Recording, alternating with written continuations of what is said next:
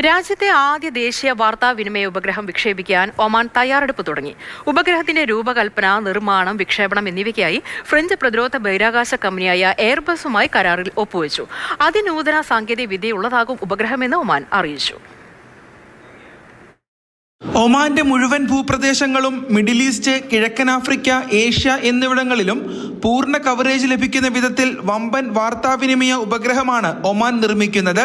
ഇതിന്റെ രൂപകൽപ്പന സംബന്ധിച്ച് ഏകദേശ ധാരണയായി. അതിനൂതന സാങ്കേതിക വിദ്യയോടെ KA ഫ്രീക്വൻസി ബ്രാൻഡിൽ ഉയർന്ന ശേഷിയുള്ളതാകും ഉപഗ്രഹം. എയർബസിന്റെ വൺസാറ്റ് പ്ലാറ്റ്ഫോമിനെ അടിസ്ഥാനമാക്കിയായിരിക്കും ഉപഗ്രഹം പ്രവർത്തിക്കുക. ഭ്രമണപഥത്തിൽ വെച്ച് പോലും പൂർണ്ണമായും ഡിജിറ്റൽ രൂപത്തിൽ പുനഃക്രമീകരിക്കാൻ കഴിയുന്നതാണ് എയർബസിന്റെ വൺസാറ്റ് പ്ലാറ്റ്ഫോം. ഒമാൻ ഗതാഗത മന്ത്രിയും ഫ്രഞ്ച് കമ്പനിയായ എയർബസിന്റെ എക്സിക്യൂട്ടീവ് വൈസ് പ്രസിഡന്റും തമ്മിലാണ് കരാർ ഒപ്പുവെച്ചത്. രാജ്യത്തിന്റെ വാർത്താവിനിമയ മേഖലയിൽ ചരിത്രം കുറിക്കുന്നതാണ് പുതിയ തീരുമാനം. ബഹിരാകാശ രംഗത്തും ഭാവിയിലെ സാങ്കേതിക വിദ്യാരംഗത്തും രാജ്യത്തിന്റെ ശക്തി വർദ്ധിപ്പിക്കാൻ സ്വന്തം ഉപഗ്രഹം ഒമാനെ സഹായിക്കും.